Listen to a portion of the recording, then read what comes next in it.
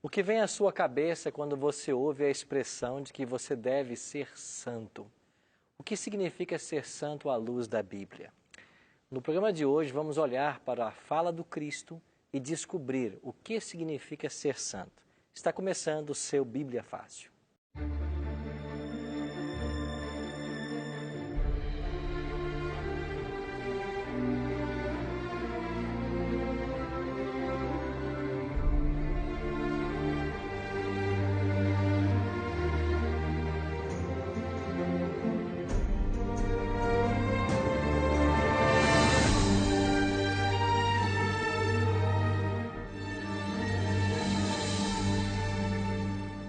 Seja muito bem-vindo ao programa Bíblia Fácil, o seu programa semanal de estudo da Bíblia.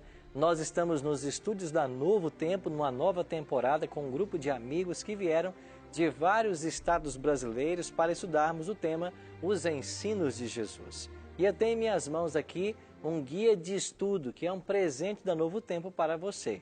Você pode solicitar esse guia através do nosso site, novotempo.com/Bíblia Fácil. Você vai ver essa imagem lá, clica, preenche um formulário e com todos os dados postais e nós vamos enviar para a sua casa este guia de estudo. Se você preferir, você pode telefonar para Novo Tempo.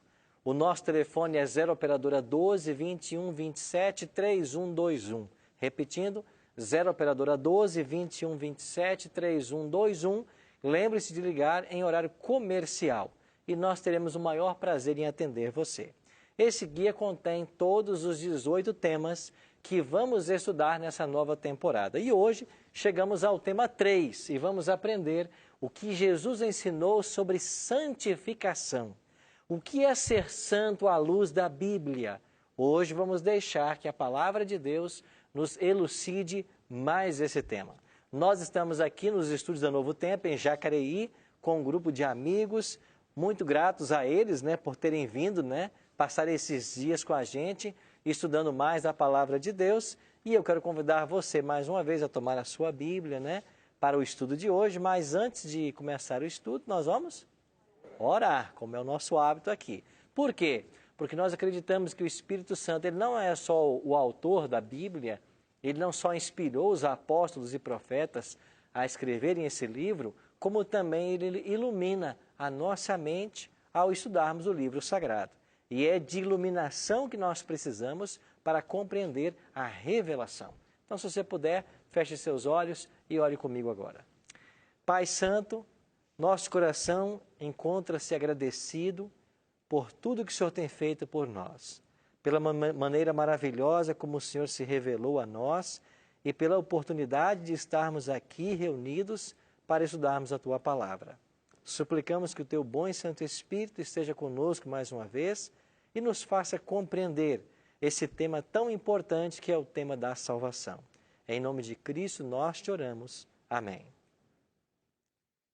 Lembram vocês que eu já disse que a Bíblia é um complemento, o Antigo Testamento é complementado pelo Novo Testamento, que toda a Bíblia tem validade. Quando você aprende os conceitos do Novo Testamento e você começa a pesquisar um pouquinho no Antigo, você descobre que esses conceitos lá já estavam. Por exemplo, o tema da santificação. Se você for para Levítico, lá o terceiro livro da Bíblia, Moisés já havia escrito no capítulo 20, verso 7. Portanto, santificai-vos e sede santos, porque eu sou o Senhor vosso Deus. Lá no terceiro livro da Bíblia, já havia um apelo para o povo de Israel. Santificai-vos, sede santos. Quando vem Jesus Cristo com o seu ensino, e diz em João 17:17, santifica-os na verdade, a tua palavra é a verdade. Jesus estava refletindo esse estudo, ou esse ensino de Moisés. E Jesus acrescenta um detalhe, é a palavra que nos santifica.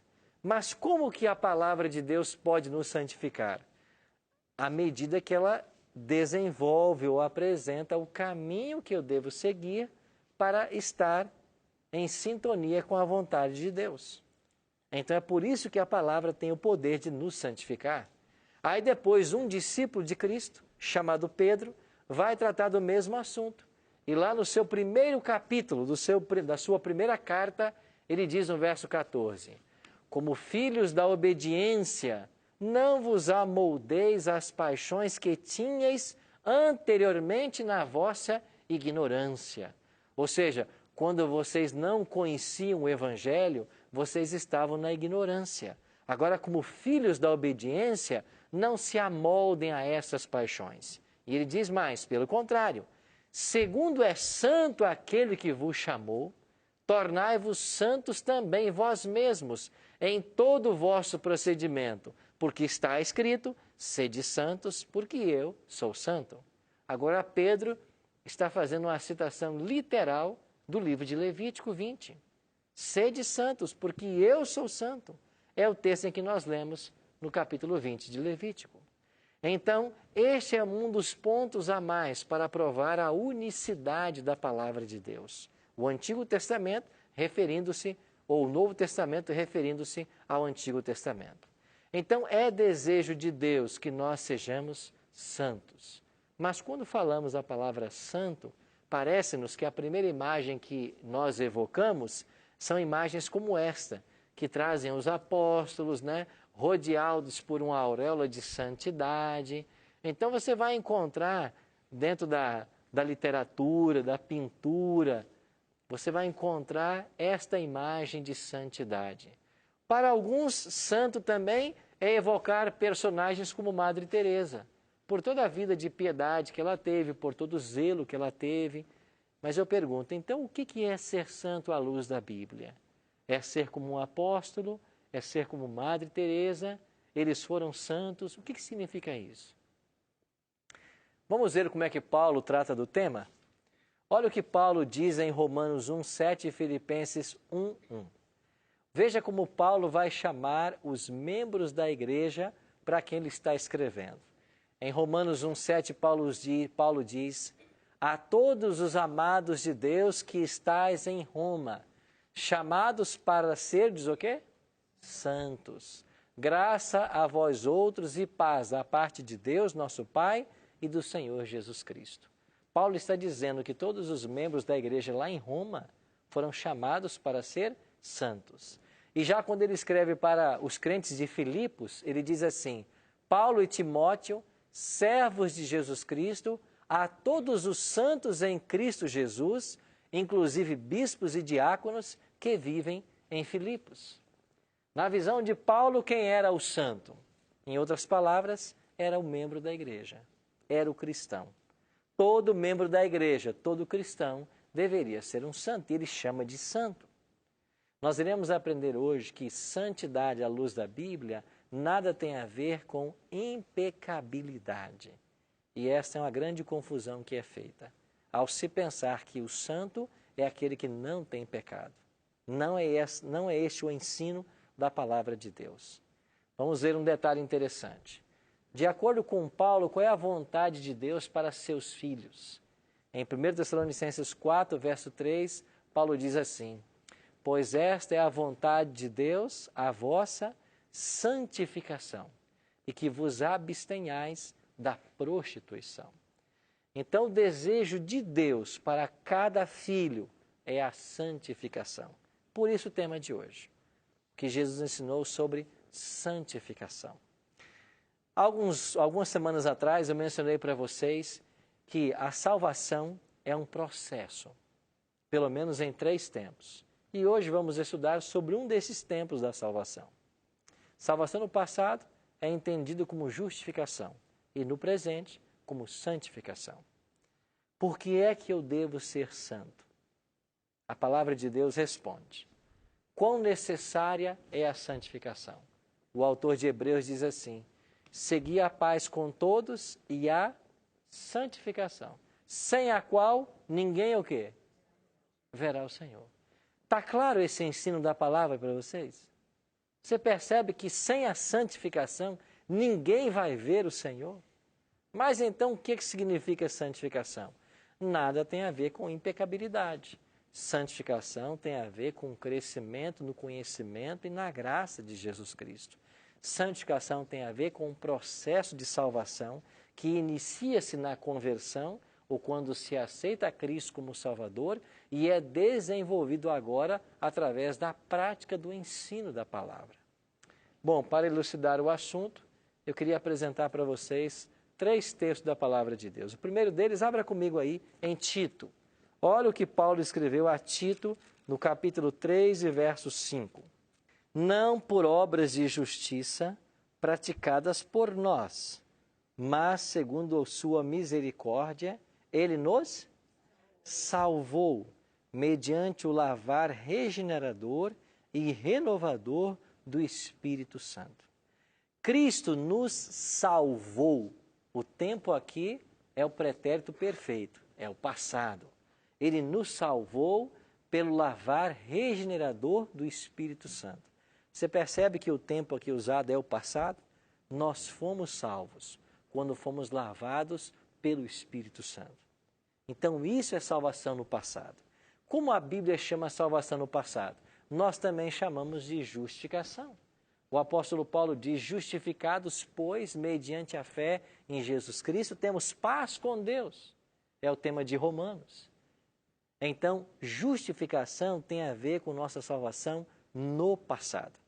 Então, quando alguém aceita a Cristo como Salvador, recebe o perdão dos pecados, muda o rumo da sua vida, isso é um ato que acontece pela mediação do Espírito. Nós chamamos isso de justificação. O que mais é justificação? É o ato de Deus fazer por nós aquilo que nós não podemos fazer. É o ato de Deus pegar as obras humanas que não têm valor, lançar por terra e fazer pelo homem aquilo que ele nunca poderia fazer. Isso é justificação. Justificação é o que Deus faz quando Ele ignora os teus pecados e no teu lugar Ele coloca os méritos de Cristo. Então nós somos justificados. Na justificação, que é uma operação que Deus faz em nós no passado, quando se aceita a Cristo, nós somos declarados salvos. Isso tem que ficar claro em nossa mente. Quando alguém é justificado, o céu declara que essa pessoa está salva. Então é o nosso título para o céu. E o que acontece no segundo estágio, no processo da santificação? Vamos agora para 1 Coríntios, capítulo 1, verso 18. Volte um pouquinho aí a sua Bíblia. 1 Coríntios, página 765. 1 Coríntios, capítulo 1, verso 18. Página 765. Certamente, a palavra da cruz é loucura para os que se perdem, mas para nós que somos salvos é o quê? Poder de Deus. Você percebeu o tempo verbal desse verso? Para nós que somos salvos. Interessante, Paulo havia dito da salvação no passado, agora aqui escrevendo aos Coríntios, ele diz para nós que somos salvos. Aqui a salvação aparece no presente. Salvação no presente nós também chamamos de santificação. O ser santo. E o que significa então santificação? É alguém que está em Cristo. Ser salvo é estar em Cristo. É andar como ele andou. É praticar o que ele praticava. Agora, é lógico que, vez por outra, haverá quedas. Haverá altos e baixos. É por isso que Provérbios 4,18 diz assim, que a vereda ou o caminho do justo é como a luz da aurora, que vai brilhando mais e mais até ser dia perfeito. Vai brilhando mais e mais. Não é ainda. Um dia vai ser dia perfeito. Se no processo da justificação Deus nos declara justos, no processo da santificação Ele nos torna justos. Se na justificação nós somos declarados justos e nós somos declarados salvos, no processo da santificação Ele nos torna santos. Então, se a justificação é o nosso título para o céu, a santificação é a nossa idoneidade para o céu. Então, nesse processo, Deus vai agora maturar o crente. Se o crente vai ser maturado na sua caminhada, é lógico supor que quando Cristo voltar, haverá cristãos em graus diferentes de santificação. Concorda você? Você não pode esperar que alguém que caminha com Cristo há 40 anos tenha uma maturidade de alguém que acabou de ser batizado, que acabou de aceitar a Cristo, que acabou de começar a sua jornada. Então, aqueles que estão caminhando há mais tempo com Cristo, espera-se uma maturidade maior. Então, santificação é a nossa idoneidade para o céu. Deus vai preparando o nosso caráter. E Cristo sempre nesse processo é o nosso modelo. Só que Cristo é um modelo que cada vez que você se aproxima dele, ele se projeta para mais longe. Porque ele é o modelo perfeito. Então, quando você se aproxima dele, ele se projeta para mais longe. Ele sempre será o nosso modelo. Então, o que é santificação? É a salvação no presente. É o que Deus está operando em nós. E como ela se processa? Se processa através do convívio, como nós veremos daqui a pouquinho. Mas tem o último texto que eu queria ler com vocês, voltando um pouquinho mais na Bíblia, para o livro de Romanos, né? Aqui mesmo em Romanos, só que agora no capítulo 5, verso 9. Romanos 5, verso 9. Olha o que diz o apóstolo Paulo. Logo, muito mais agora, sendo justificados pelo seu sangue, seremos por ele, o quê? Salvos da ira. Seremos salvos. Paulo agora já colocou a salvação num futuro. Nós fomos justificados no passado e nós seremos salvos da ira no futuro. Esta é a ira de Deus que vai se manifestar contra o pecador. E todo salvo vai ser poupado da ira de Deus. E os ímpios morrerão pela manifestação da ira de Deus. Nós chamamos essa salvação no futuro de glorificação.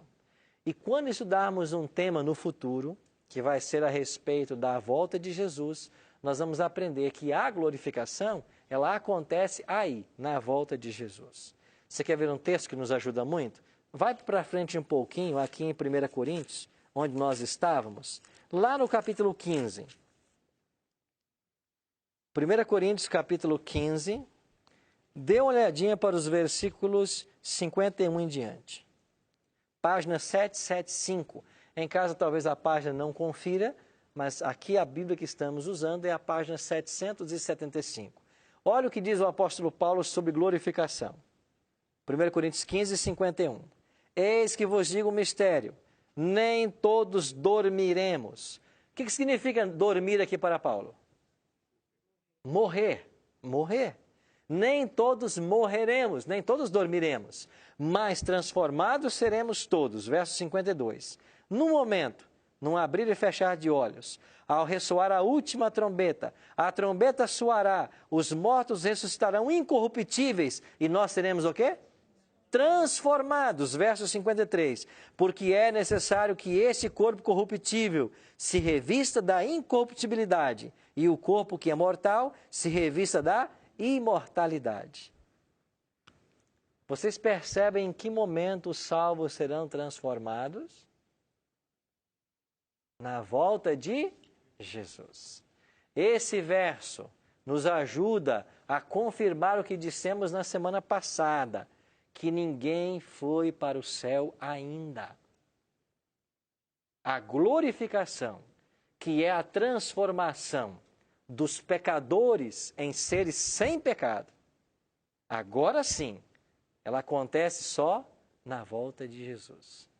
Ninguém passou por isso ainda, a não ser aqueles que a Bíblia menciona nominalmente, que foi Moisés, Elias e Enoque.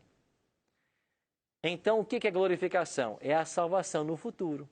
E o que vai acontecer quando Jesus voltar? O nosso corpo será transformado. O corruptível deixará de ser corruptível. Por quê? Lembram vocês que nós falamos aqui sobre as duas naturezas? Falamos da natureza carnal. O que é que vai ser arrancado de nós na volta de Jesus? A natureza carnal. A tendência para o pecado. E a luta que Paulo fala em Romanos, né? quando ele tenta servir a Deus e não consegue, porque há dentro dele uma lei que é contrária à vontade de Deus, essa luta vai acabar. Por quê? Porque na glorificação, o pecado será extinto de nós. Então, se na justificação nós somos declarados salvos, é o nosso título para o céu, e na santificação nós somos idôneos para o céu, agora na glorificação nós somos glorificados, transformados para a vida eterna. Então, justificação tem a ver com a libertação da condenação do pecado. Na justificação, nós somos libertos da condenação do pecado. Na santificação, nós somos libertos do poder do pecado. E na glorificação, nós seremos libertos da presença do pecado. É por isso que a salvação é claramente apresentada na Bíblia em 3 momentos. Então, eu posso ter certeza de salvação? Posso. No passado, se eu aceitei a Cristo. No presente, se eu ando com Ele. E no futuro, se eu permanecer nele. E esse é mais um tópico que nós temos que levantar aqui. Não existe na Bíblia a ideia de uma vez salvo, salvo para sempre. Não existe isso. O que a Bíblia ensina é que aquele que for fiel até a morte, esse será salvo. Apocalipse 2,10 diz isso. Ser fiel até a morte. Paulo adverte, aquele que está em pé, cuide para que não caia. Então não existe na Bíblia essa história de que uma vez salvo, salvo para sempre. A salvação é um processo diário da operação de Deus em nosso coração. Assim nós podemos resumir a obra de Deus no coração do humano em 3 tempos. Quando aceitamos a Cristo e recebemos sua justiça, nós somos perdoados de todos os pecados. Nós agora somos declarados justos. Na santificação, mantendo comunhão com Cristo, nós agora crescemos em graça e então atingimos a idoneidade para o céu. Mas será na glorificação, quando Jesus voltar, que o corpo será transformado. E o pecado que reina hoje, ou a tendência que nós temos para o mal, ela será finalmente arrancada de nós. Então, só entendendo a salvação nesses 3 tempos é que nós podemos compreender o plano de Deus e o que Ele quer dizer com santificação. Ou seja, santificação tem a ver com a nossa maturidade espiritual. Nós iremos para o intervalo e quando voltarmos, vamos aprender mais coisas, inclusive uma linda analogia ensinada por Jesus Cristo para mostrar como que nós podemos ser santos, o significado de ser santo e como podemos ser santos à luz da Bíblia. Não saia daí, nós voltamos em alguns instantes.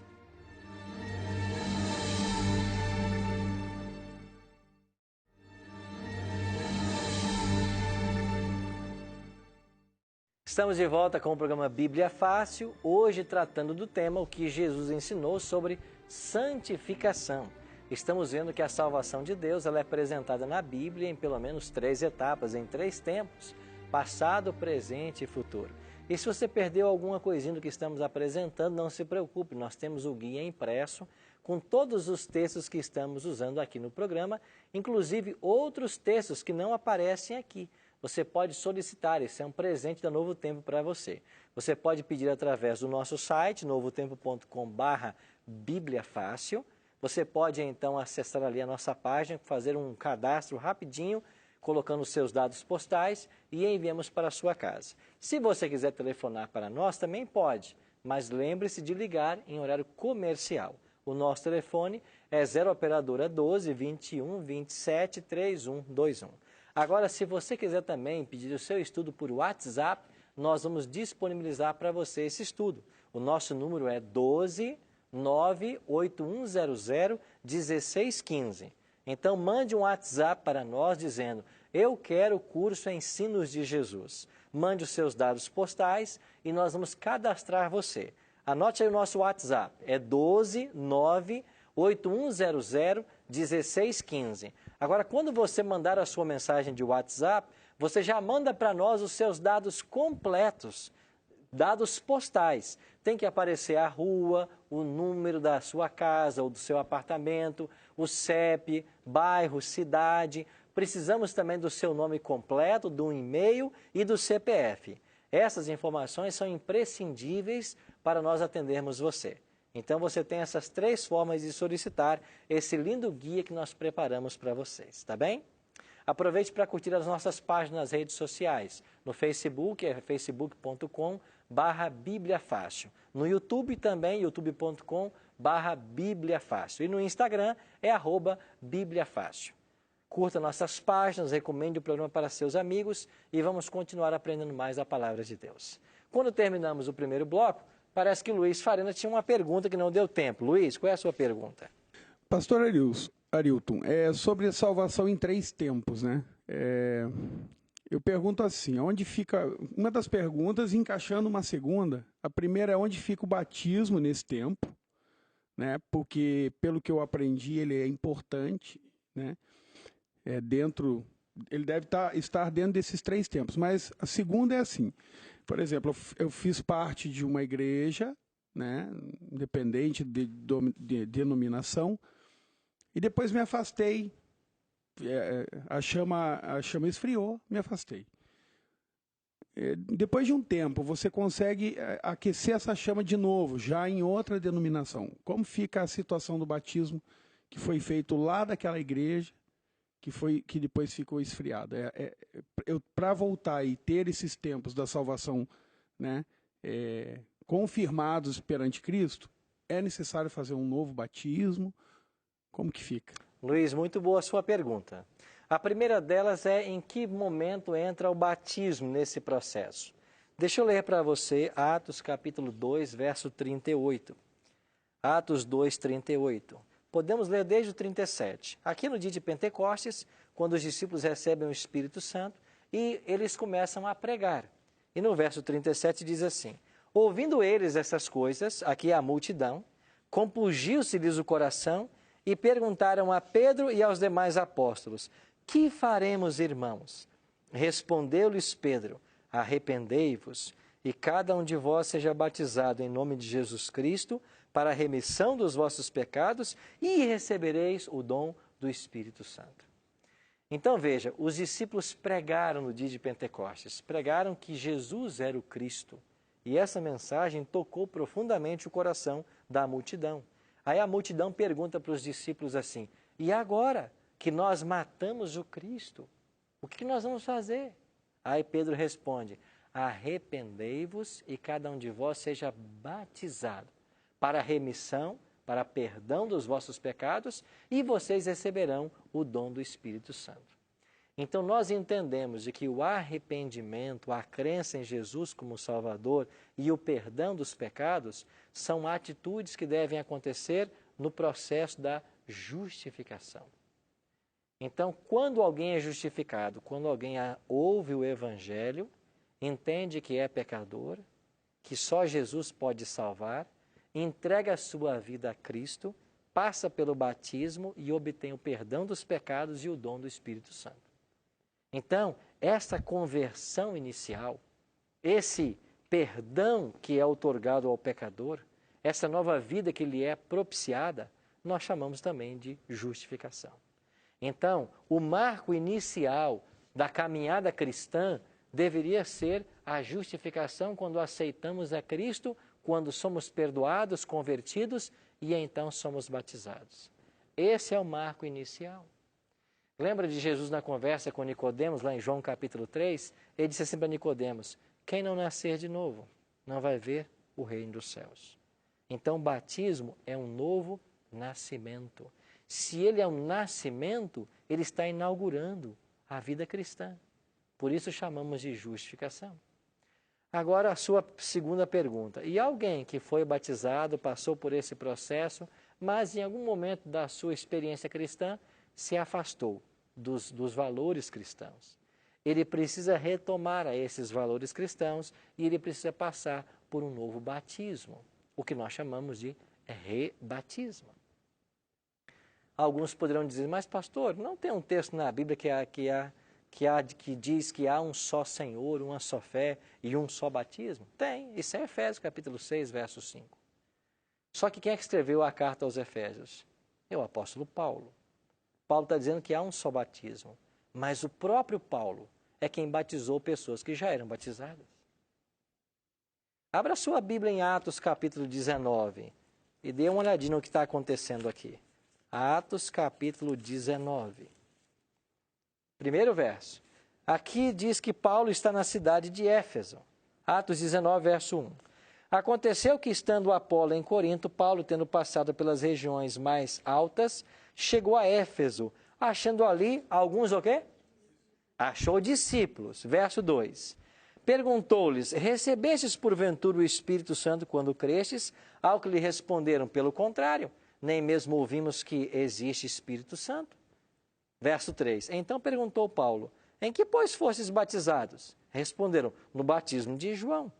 Disse-lhes, pois, Paulo, João realizou batismo de arrependimento, dizendo ao povo que cresce naquele que vinha depois dele, a saber, em Jesus. E eles, tendo ouvido isto, foram o quê? Batizados em nome do Senhor Jesus. Então, resumindo a história, Paulo encontrou um grupo de discípulos que eram discípulos de João Batista. E João batizava nas águas, lá no Rio Jordão, e também lá em Enom, perto de Salim. Eles foram batizados por João, mas quando João estava pregando, Cristo não havia vindo ainda. E depois que Cristo veio e foi para o céu, é que ele enviou o Espírito. Então aqueles discípulos não conheciam sobre a obra do Espírito. Agora Paulo apresentou para eles um novo tema, que antes eles não conheciam. E uma vez que eles abraçaram esse novo tema, eles passaram por um outro batismo. Então essa situação aplica-se em dois momentos. Primeiro, se eu me batizei e não conhecia verdades fundamentais da palavra de Deus, mas agora eu aprendo essas verdades e eu quero viver essa verdade, eu posso passar por um rebatismo. Segunda orientação.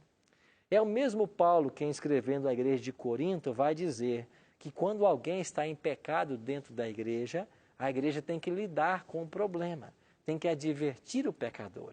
E se o pecador não ouvir, ele deve ser desligado, separado do corpo de Cristo, que é a igreja. E a forma deste pecador voltar ao corpo de Cristo é pelo arrependimento, o abandono do pecado que praticava e passando agora também por um novo batismo, para voltar à comunidade dos crentes. Então ele se aplica nessas duas situações.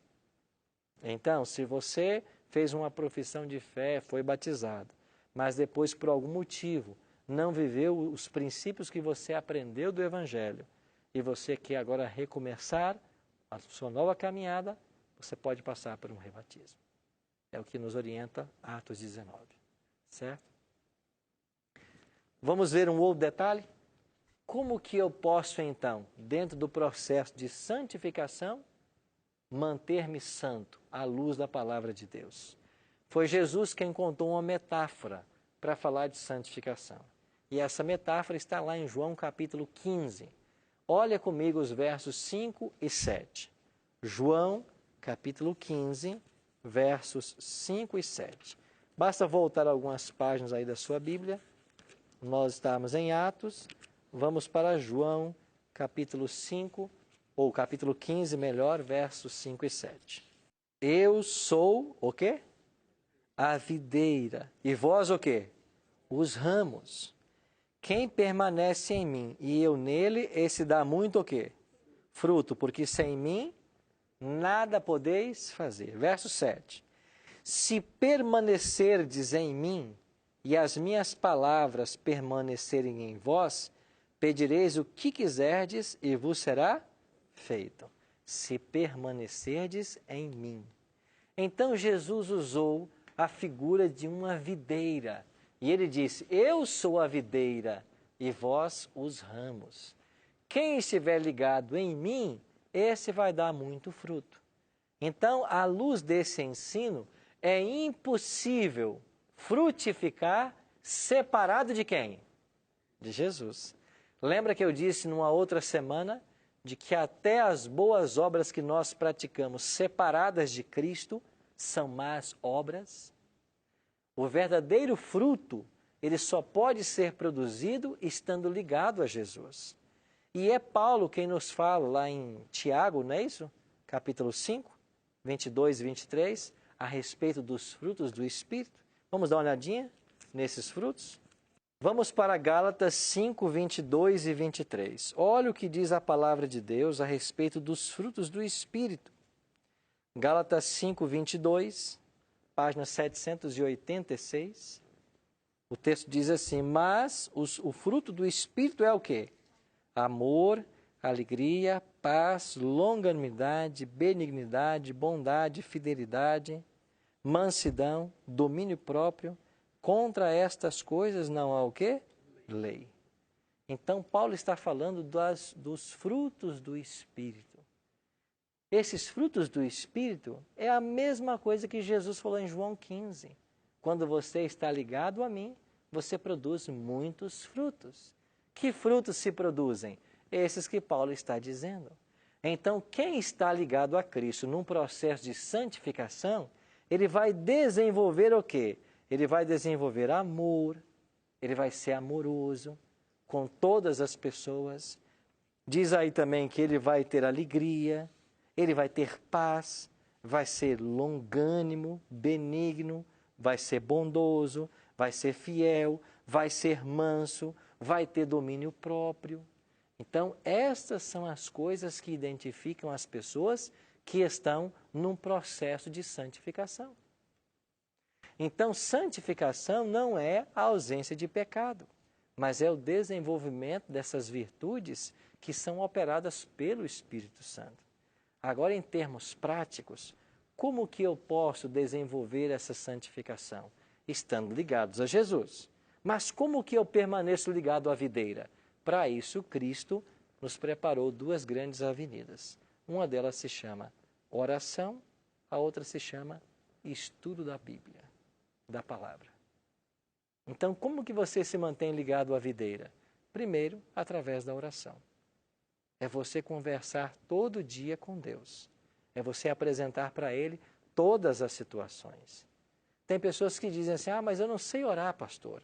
Orar é abrir o coração a Deus como se faz a um amigo. Orar é você colocar diante dele tudo o que está acontecendo com você, o que está passando no seu coração. Orar é conversar com Deus, não para informá-lo das coisas, porque Ele é onisciente, mas quando você conta o que está acontecendo, ajuda a criar em você um senso de dependência. E além de orar, nós temos que fazer o quê? Ler a sua palavra. Não pode haver crescimento cristão sem a leitura diária da palavra de Deus. Sem o contato diário com esse livro, não podemos crescer em graça. E você já percebeu que nós somos tentados a ler diversas coisas? Muitas coisas saltam aos nossos olhos desde que a gente acorda. Mas quanto tempo nós temos dado por dia para estudar a palavra de Deus? E se nós queremos um caráter semelhante ao de Cristo, se nós queremos nos manter ligados à videira, eu preciso estar em contato com a palavra. Então eu tenho que ter por hábito, todos os dias, ler esse livro. Então só existe uma forma de permanecer em Cristo, ligado à videira. É através da oração e do estudo da palavra. Agora, quando eu me mantenho conectado assim com Cristo, o que é que vai acontecer naturalmente? O cristão vai produzir frutos. Assim como a videira, se ela está saudável, naturalmente ela vai produzir as uvas. Esses frutos, eles são revelados no nosso dia a dia, no nosso contato com as pessoas, no nosso trato com as pessoas, na tolerância que nós temos uns para com os outros, no amor que nós temos uns para com os outros, no respeito, no interesse genuíno, na empatia.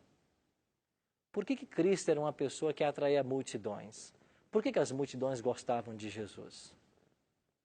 Porque Jesus sentia a necessidade do povo. Porque Jesus se aproximava do povo como alguém que tinha interesse por eles. Leônidas?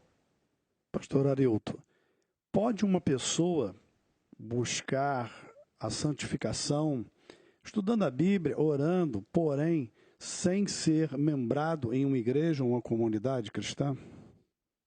Eu acredito que possa, dependendo das circunstâncias.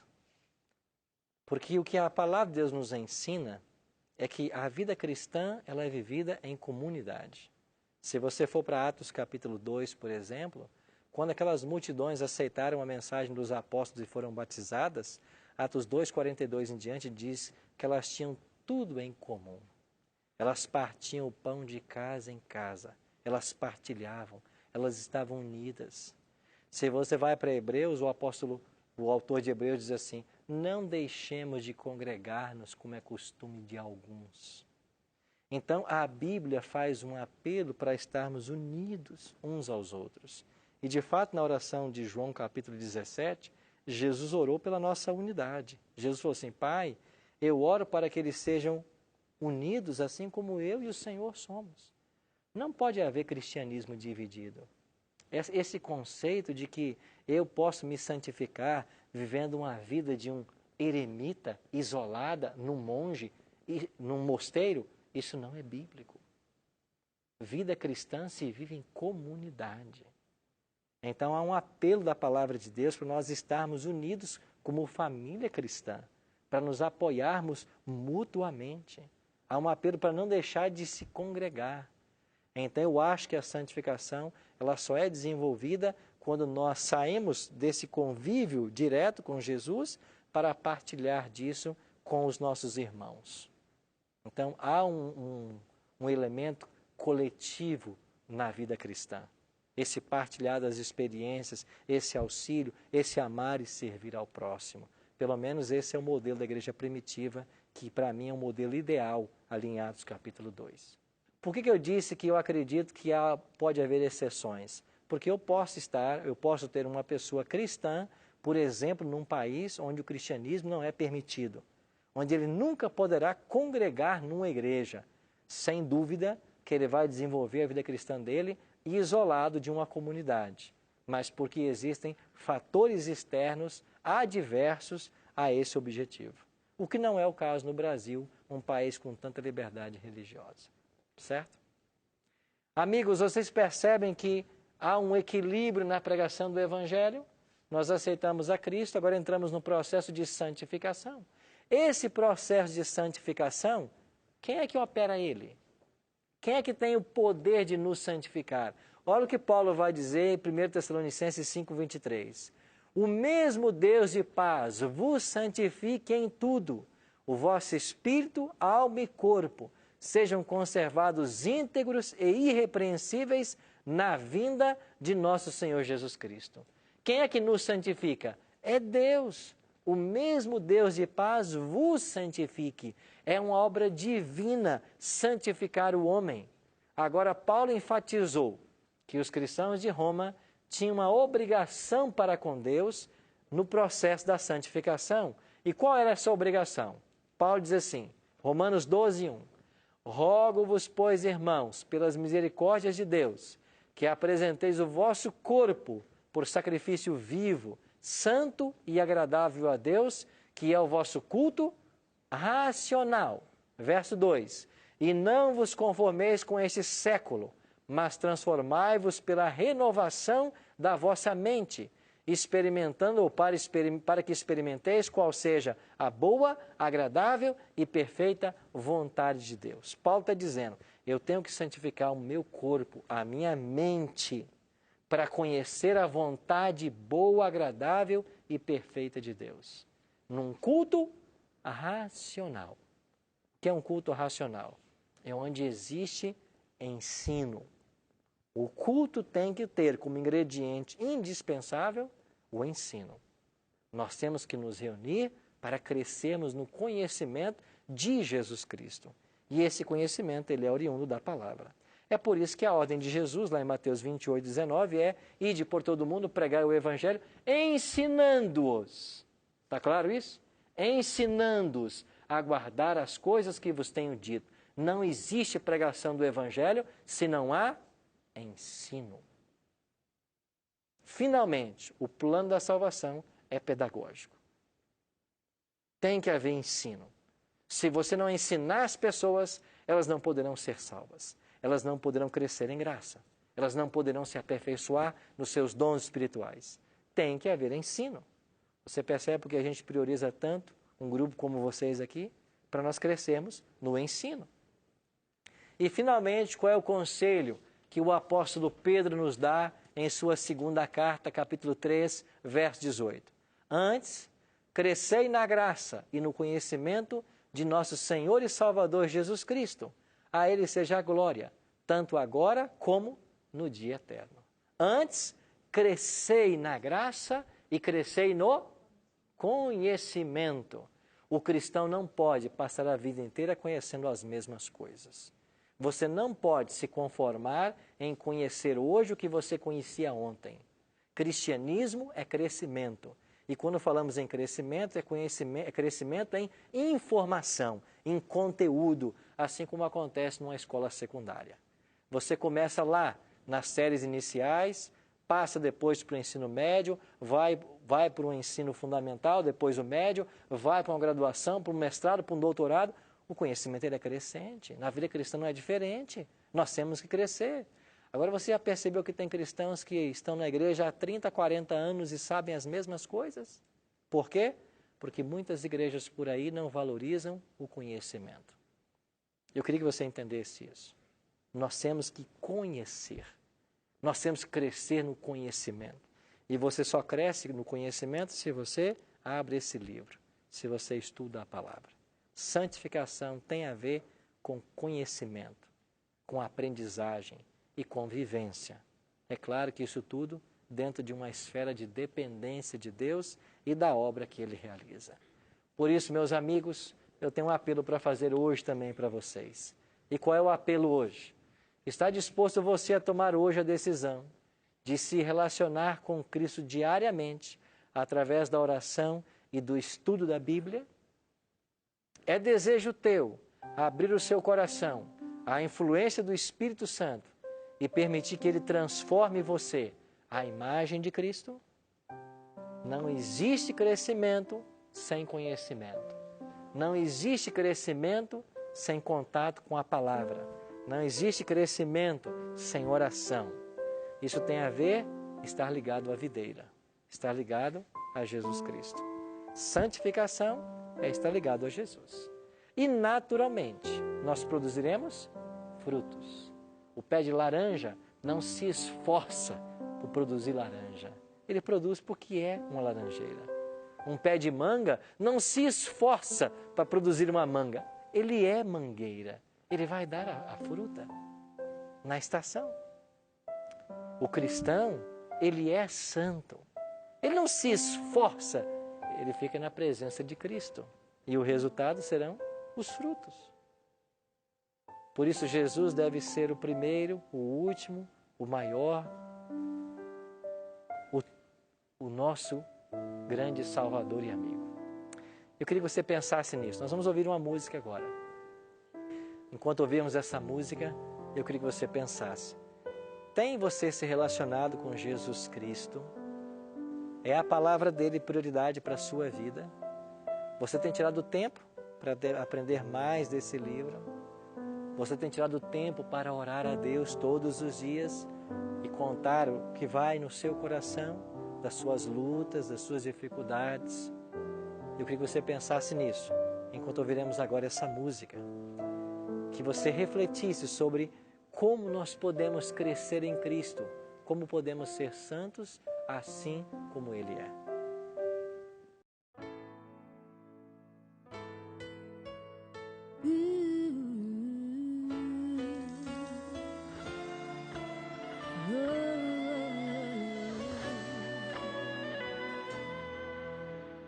Eu tão longe andei, o meu caminho escuro se tornou, perdido e sem forças me senti, e não pude ver que ao meu lado sempre estava alguém tentando me ajudar a prosseguir. Mas um dia encontrei Jesus que me estendeu a mão. Eu agora tenho segurança, já não vou mais andar sozinho e não vou viver sem Jesus. Ele me guarda em seus braços, já entregou sua vida por mim.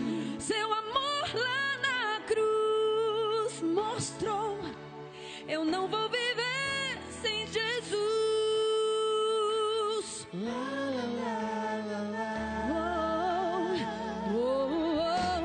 Eu no mundo busquei riquezas que não é preciso ter. O meu tesouro sei que está no céu. Amigos eu perdi, triste então meu coração ficou. Mas encontrei um amigo e salvador. Ele nunca, nunca me abandonou. Jesus nunca vai te abandonar. Sua graça me salvou. Agora tenho segurança, já não vou mais andar sozinho e não vou viver sem Jesus. Ele me guarda em seus braços, já entregou sua vida por mim. Seu amor lá na cruz mostrou. Eu não vou viver sem Jesus. Oh, oh, oh, Cristo, Tu és o meu viver. Oh, em Ti eu encontro paz. Oh, oh, oh, Cristo, oh, eu não vou esquecer que tens amor por mim. Oh, agora tenho segurança.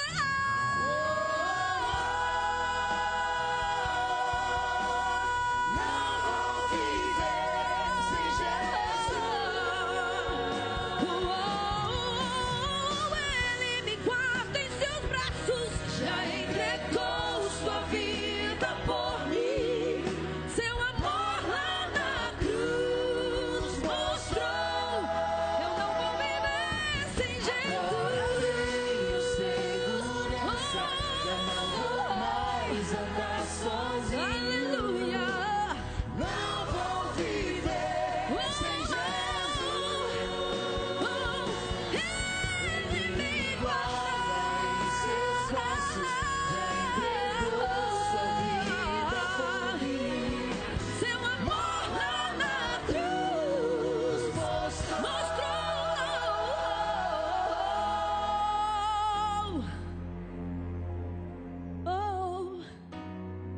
Eu não vou viver sem meu Jesus em mim.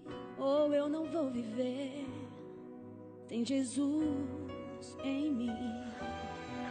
Você também não vai viver sem Jesus.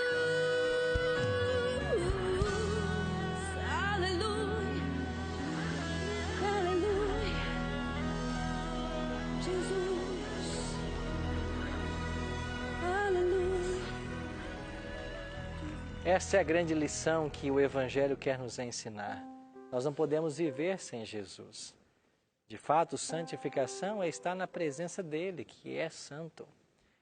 E quando você se relaciona com Cristo através da oração, da leitura da palavra, é inevitável desejar falar dele, do amor dele, para as pessoas que estão ao teu redor. Aí vem o testemunho associado com as obras do Espírito, a frutificação da vida cristã, é que torna belo o cristianismo. Também não existe cristão isolado que não se associe com as pessoas, que não faça o bem, que não se envolva. Esse era o exemplo de Cristo. Por isso quero convidar você a nós orarmos para que Jesus seja o primeiro em tudo em nossa vida e que, como resultado desta habitação dele, nós cresçamos em graça, nós busquemos a cada dia a sua perfeição.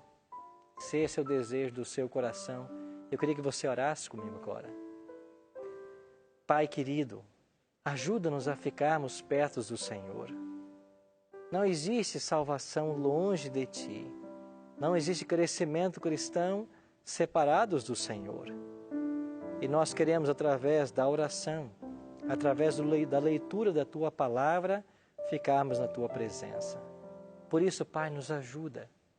Por isso, Pai, abre os nossos olhos para realidades que ainda nós não conhecemos. Por isso, Pai, prepara o nosso coração para Te servir em espírito e em verdade. E ajuda-nos a caminharmos nas Tuas pegadas, a sermos cada vez mais dependentes do Senhor. Que a Tua bênção nos alcance nesta hora.